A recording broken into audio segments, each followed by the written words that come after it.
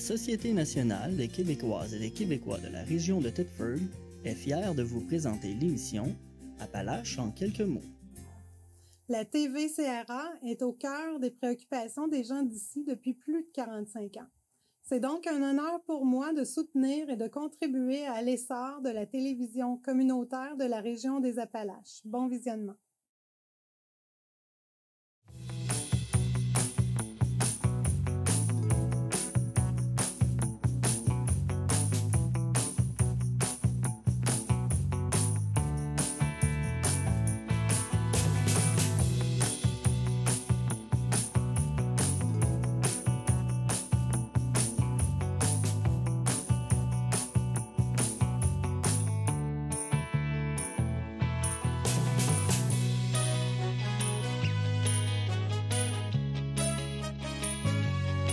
Madame, Monsieur, bienvenue à votre émission d'information habituelle, Appalaches en quelques mots. Le cycliste de 61 ans qui a été heurté par un camion remorque à Thetford Mines le 5 mars dernier a été victime d'une fausse manœuvre qui lui a coûté la vie.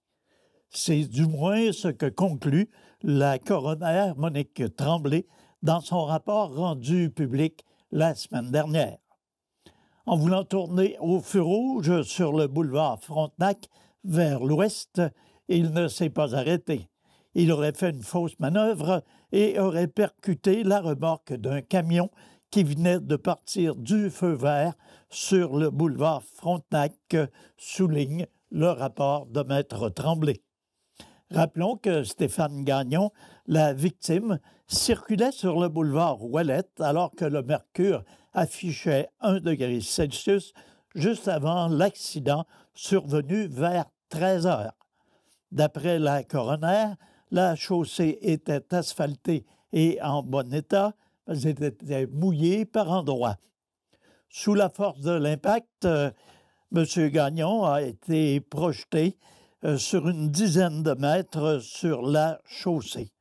Des témoins sont intervenus rapidement pour procéder à des manœuvres de réanimation en attendant les secours. Reconnu par ses proches comme étant un cycliste expérimenté, l'homme de 61 ans ne portait cependant pas de casque lorsque le drame est survenu. Il était inconscient et avait une plaie ouverte sur le front à l'arrivée des secours.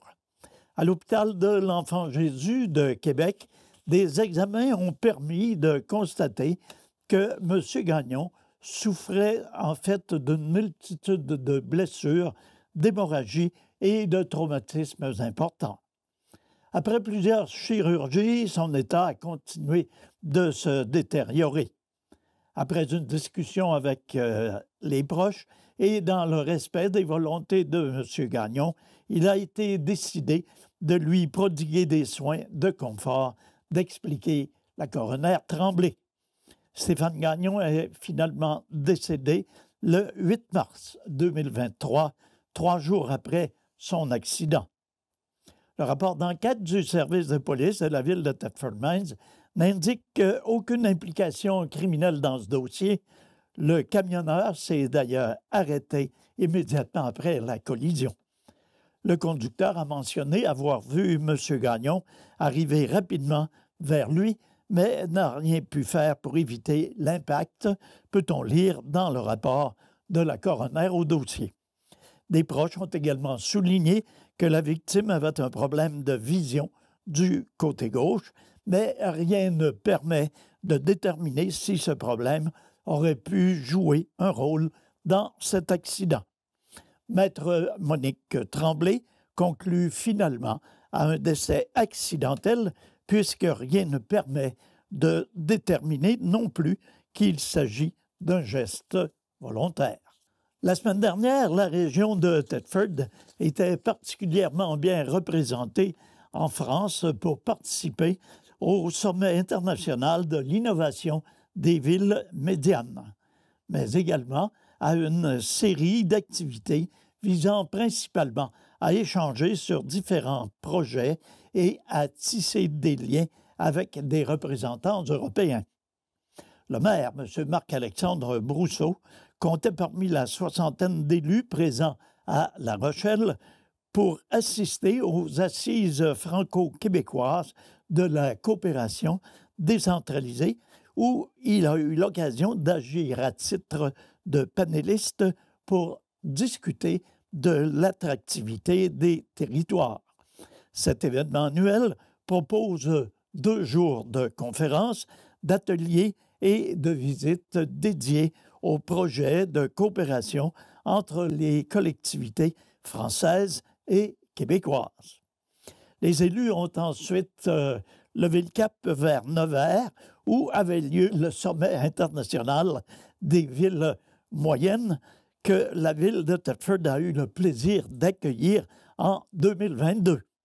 Encore une fois, le maire a participé à un panel de discussion concernant la réindustrialisation des villes médianes. Les échanges se sont multipliés et les nombreuses rencontres nous ont permis de découvrir des projets innovants, mais aussi de partager notre expérience avec des villes de grandeur similaire qui vivent souvent les mêmes enjeux et défis que nous. C'est toujours très intéressant de découvrir les initiatives qui se font ailleurs. Ceci dit, je tiens à souligner que la ville de Thetford Mines a été citée en exemple à maintes reprises durant la mission, ce qui est loin d'être négligeable, d'affirmer le maire de Thetford Mines, M. Marc-Alexandre Brousseau. Par le biais d'un appel de candidature lancé à l'intention des jeunes entreprises qui souhaitent développer le marché outre-mer, 2 entreprises de la région de Thetford ont été sélectionnées pour se joindre à la délégation.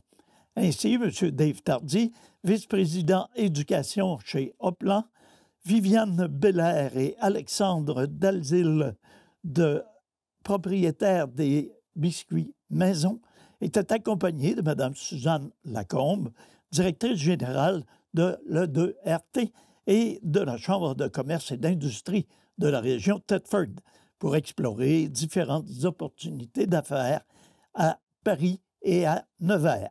Tous ont eu l'occasion de visiter 3 incubateurs d'entreprises et de rencontrer des représentants municipaux et des entrepreneurs. Rappelons qu'une entente de partenariat a été signée en 2022 en vue de permettre aux incubés de l'E2RT et de Thetford de bénéficier gratuitement des services de développement économique et d'accompagnement, ainsi que des infrastructures et des espaces de travail de l'Incube, un accélérateur d'entreprises situé à Nevers. Après une tournée des parcs d'activités animée par le directeur du développement économique de Nevers, les entrepreneurs de la région de Thetford ont eu l'opportunité de se joindre aux 75 exposants du sommet de l'innovation des villes médianes pour faire connaître leurs produits respectifs, un lieu stratégique pour rencontrer des clients potentiels.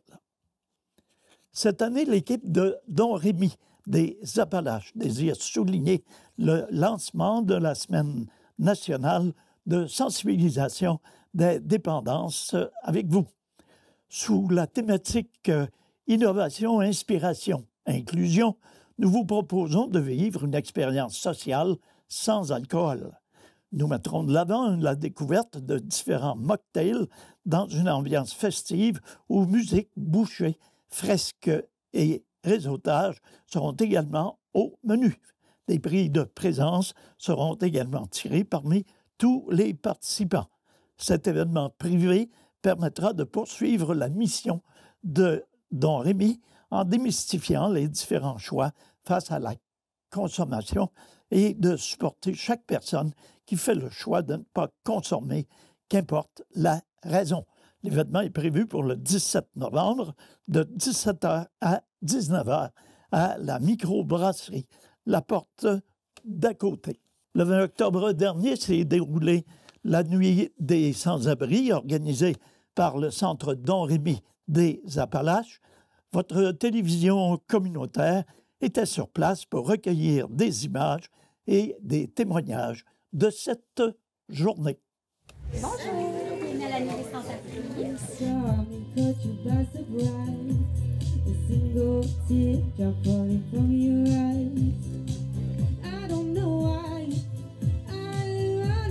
On est passé beaucoup de l'itinérance cachée où est-ce que les gens n'avaient pas d'adresse fixe, pouvaient errer d'une place à l'autre, mais on constate quand même l'augmentation des gens qui vivent dans leur voiture, qui ont vécu dans des tentes pendant l'été, puis la demande croissante en hébergement aussi, ou qui viennent pour des trousses d'hygiène, des dépannages alimentaires, vestimentaires. C'est sûr que l'itinérance vient nous toucher spécifiquement par rapport à notre mission. Sur 34 années, nous, c'est la deuxième fois qu'on participe, avec l'intention de reconduire évidemment l'événement les prochaines années. Moi, ce que je fais aujourd'hui, c'est que je distribue nos petits bouts de tapis. C'est l'initiative nationale des organisateurs des Nuits des sans-abri. C'est partout au Québec. Donc, ce soir, dans toutes les Nuits des sans-abri, c'est remis. On a fait l'ajout, nous, d'un petit macaron pour rendre le tout encore plus facile à porter pour les gens. Puis, on a aussi pris l'initiative d'avoir des paires de bas. Chaque don de 10 nous permet de remettre une paire de bas aux personnes qui sont dans le besoin. Donc, les gens sont super généreux, on ramasse les contributions. Puis après, ça se poursuit dans la grande salle pour toute la remise de dons. Les gens viennent en chercher aussi. Il y a la soupe, le café, bouillon de poulet, tout ça. Puis plus tard dans la soirée, il va y avoir témoignages, spectacle de musique, feu. Donc, tout ça dans une belle ambiance pour notre deuxième édition.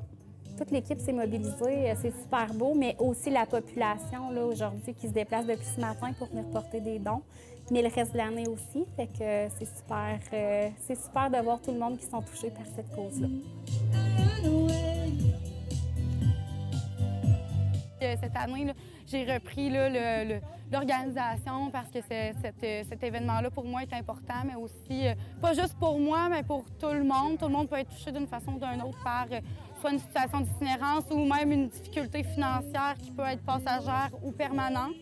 La Nuit des sans-abri, de le faire ici à Thetford peut faire ouvrir les œillères des gens pour considérer justement le nombre grandissant de personnes qui ont des besoins, mais pas nécessairement seulement au niveau du logement, mais aussi de toutes leurs autres sphères de vie.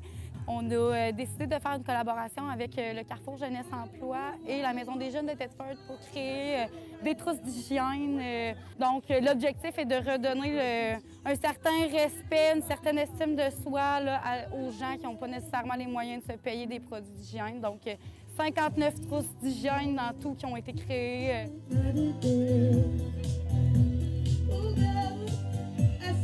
La Nuit des sans-abri permet aussi d'amasser beaucoup de matériel qui nous permet de redistribuer tout au long de l'année aux personnes qui passent dans nos murs d'hébergement. Ces gens-là bénéficient de tous vos dons, de tout l'amour que vous nous donnez, nous on la retransmet.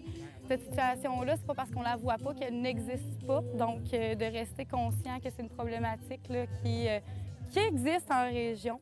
Les gens vont aller dormir chez leurs connaissances jusqu'à épuiser leurs liens, leur réseau de soutien. Ils vont faire des campements dans les bois, vraiment plus reclus de la population. C'est ce qu'on n'aura pas la vision de l'itinérant typique qu'on voit, exemple, à Montréal. Donc, en considérant que l'itinérance en région est beaucoup cachée, le portrait est difficile à faire, mais par contre, on est capable de le réfléchir en voyant certaines personnes se présenter dans nos organismes en ayant des besoins extrêmes de logement, je pourrais dire, vu la température froide qui s'en vient, là, éventuellement. D'accord, OK. Là, on a-tu des demandes spéciales? Comment? Je sais pas c'est quoi, je suis trop jeune. Avant que je travaille ici, j'étais pas exposée à ça, fait que moi aussi je pensais qu'il y en avait pas. Puis on se rend compte quand on travaille dans le milieu qu'il y en a, mais vu qu'on est dans des petites régions, c'est vraiment quelque chose qui est caché, qu'on voit pas, mais il y en a. Les gens sont toujours surpris de se rendre compte de ça parce qu'ils disent on les voit pas, mais non, on les voit pas, c'est très caché. Mais plus qu'on en parle, moins ça va être stigmatisé, puis plus qu'on va pouvoir les aider, puis qu'ils ne seront pas gênés de venir utiliser les services, tu sais. Mais on est vraiment surpris, puis agréablement surpris vraiment à quel point ça répond à la demande, puis que les gens, ils viennent porter des dons, puis qu'ils s'intéressent aussi, qu'ils posent des questions, puis qu'ils en parlent. C'est comme ça, c'est du bouche à oreille, ils en parlent davantage. Puis le but, c'est que ça soit de plus en plus gros à chaque année pour que les gens en parlent, puis qu'ils savent qu'à chaque 3e vendredi du mois d'octobre, qu'il va y avoir la nuit des sans-abri, que c'est un moment où est-ce que là, on se réunit, puis qu'on en parle, puis qu'on brise les tabous puis les barrières par rapport à ce sujet-là, que les gens, justement, ils n'osent pas d'en parler parce qu'ils pensent que ça n'existe pas, tu sais. On avait un service de tatouage, donc les personnes pouvaient se faire tatouer, recevoir une paire de bas pour un coût de 25 que les dons vont être remis au don Rémi. On acceptait tous les dons, fait qu'on n'avait pas vraiment de spécificité, on recevait vraiment tous les dons, puis si jamais ça ne répond pas à notre mandat, bien, on va les redistribuer dans d'autres organismes. Ici, à Thetford, on était le point central pour recueillir les dons, mais on faisait aussi affaire avec le spot à East Broughton qui recueillissent des dons dans cette région-là pour pas que les gens aient à se déplacer. À Disraeli, c'était la maison de la famille. Là aussi, ils pouvaient récupérer les dons dans cette région-là, qu'ils vont pouvoir redistribuer par eux-mêmes. On avait un service de coiffure. Sur contribution volontaire. Après ça, les gens peuvent venir à l'extérieur. Comme vous pouvez le voir, on avait des feux de baril pour que les gens se réchauffent. Fait quand même assez frais, mais on a une très belle soirée. Il pleut pas, fait que c'est le fun qu'on puisse profiter du dehors aussi. On veut vraiment montrer aussi la situation des gens. Fait que, oui, on fait ça à l'intérieur pour ramasser les dons, tout ça, mais on veut vraiment que ça se passe à l'extérieur parce qu'on s'entend que les gens en situation d'itinérance, ils sont à l'extérieur. On va aussi avoir une chanteuse qui va être là tantôt pour faire un petit show de musique. On va avoir aussi un témoignage d'une personne qui a vécu une situation d'itinérance. Parce que souvent, les gens, ils pensent que les itinérants, ils sont là par choix. Il y en a que oui, il y en a d'autres que non. Il y en a d'autres qui avaient leur logement, leur travail, puis ils arrivent à une situation très difficile, puis là, ils se retrouvent dépourvus de moyens, puis là, bien, de fil en aiguille, ils se retrouvent dans la rue, puis ils comprennent pas trop pourquoi ils en sont là. Fait que c'est vraiment à ça que ça sert la nuit des sans-abri. J'espère qu'un jour, je vais m'en sortir. Parce que moi, Sabrina 3, je suis fière de moi. Merci tout le monde. Oui, c'est ma première fois. Ça a tout à été une cause qui m'a tenue à cœur. Puis je trouve ça vraiment beau de voir tous les gens ce soir qui viennent ici porter des dons pour aider son prochain. Puis je trouve ça vraiment généreux de leur part puis gentil. Fait que je suis contente de contribuer à ça. J'ai aidé à l'organisation un petit peu de l'événement. Puis sinon, ouais, je me suis offerte pour chanter ce soir-là. Écoute, on va s'adapter au public, mais j'ai une couple de chansons juste pour avoir du plaisir là, avec tout le monde qui est présent à l'événement. Ça me fait super plaisir de partager ma passion avec eux. C'est sûr à 100% que je vais être là les prochaines années. Mon nom, c'est Maëva Lessard-Rodrigue. Dans le fond, moi, ça fait maintenant 6 ans que je coupe les cheveux. J'ai appris sur le tas. Coiffer, ça a toujours été une de mes passions. Puis Catherine, une de mes bonnes amies, m'a texté. Elle dit « Hey Maëva, ça tente-tu de venir couper les cheveux pour notre organisme? » Donc, c'est pour ça, ce soir, je suis venue couper les cheveux bénévolement. Puis les dons qu'on a amassés ce soir, c'était pour ici.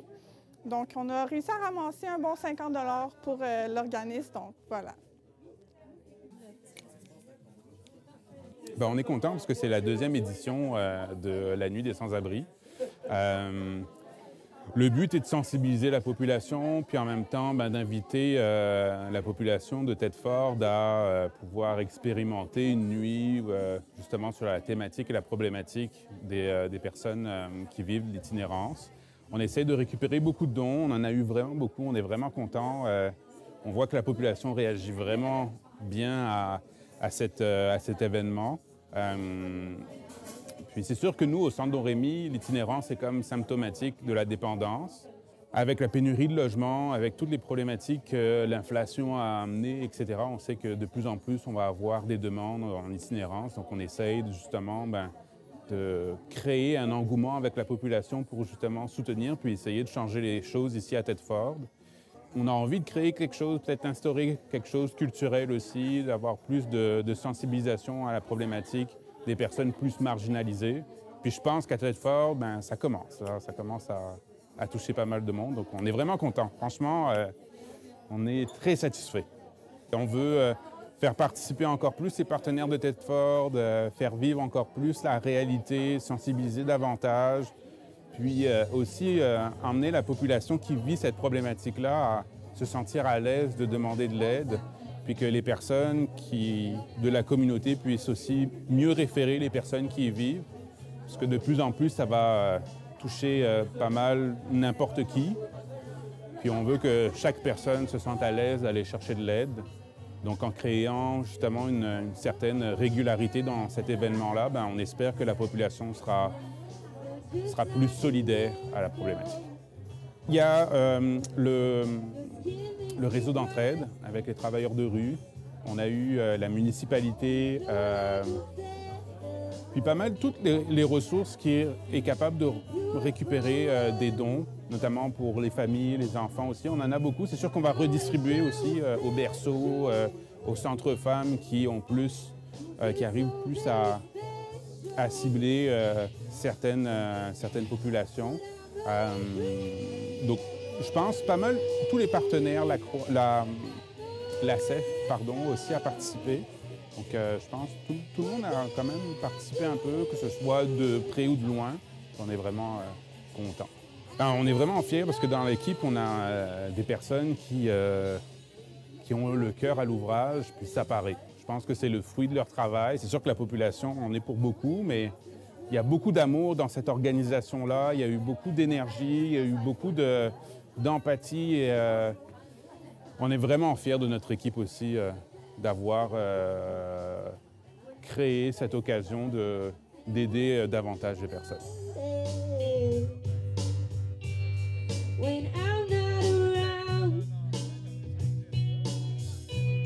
Qu'est-ce qui est venu te chercher dans cette cause-là, en fait?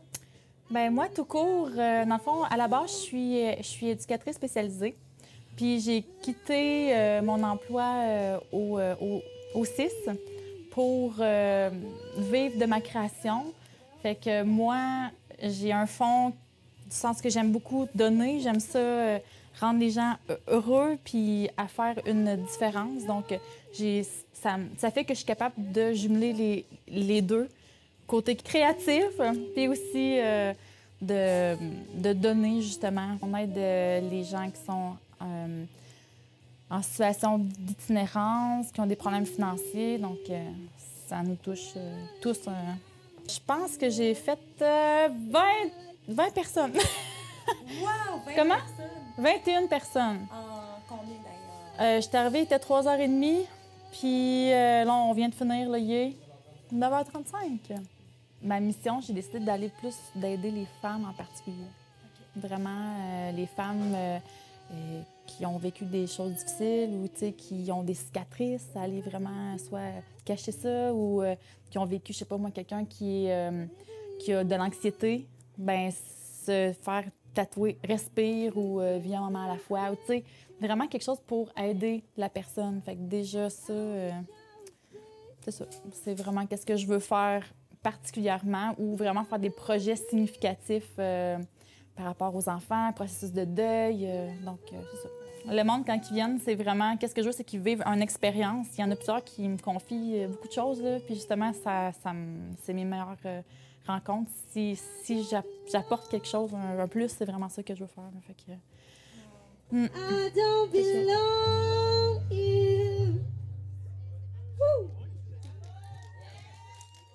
Malgré une compétition avec la belle température qui prévalait lors de cette fin de semaine, pas moins de 260 passionnés ont visité l'exposition du patrimoine intitulée « 42 histoires de la MRC des Appalaches ».